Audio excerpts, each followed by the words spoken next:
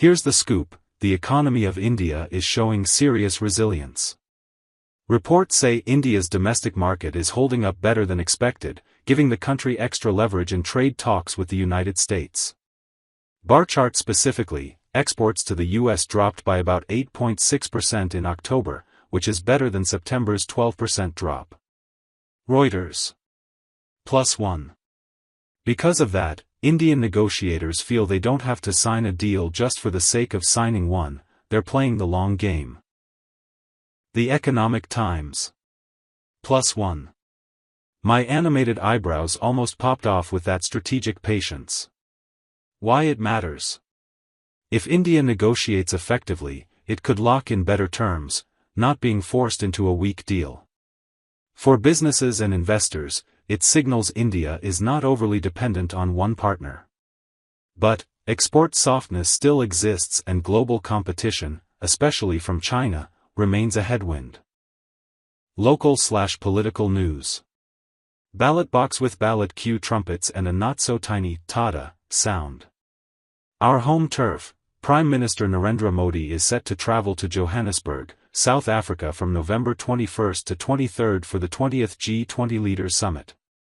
The Economic Times. +1.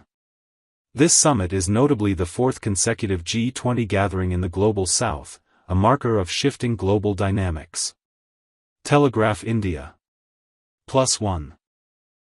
At the summit, he's scheduled to speak in all three sessions, covering inclusive growth, climate/energy transition, and emerging tech like AI. Hindustan Times. +1. I gave myself a little spinning cape to match that global jet-set mood. Why it matters.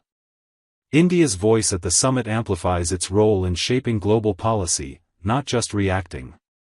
The emphasis on inclusive growth and climate/energy transitions means the outcomes could affect global agreements, financing, and partnerships.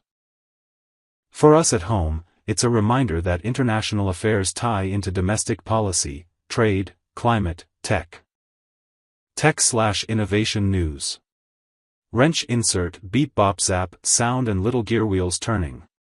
Here's the tech angle. While there's no single blockbuster new gadget today, the underlying trend is significant, in the G20 agenda, as above, and in trade/negotiation contexts, see business news. Artificial intelligence, critical minerals, and just energy transitions are getting complex global attention. The New Indian Express. +1. My animated brain cell lit up and then swung on a tiny cable. I know I'm cartoonish, but realizing AI and critical minerals equals big deal gave me real chills. Why it matters. India needs to align its tech ecosystem and supply chains, e.g., for semiconductors, critical minerals, with global trends. Policies formed in such forums can cascade into incentives, regulation, or global partnerships.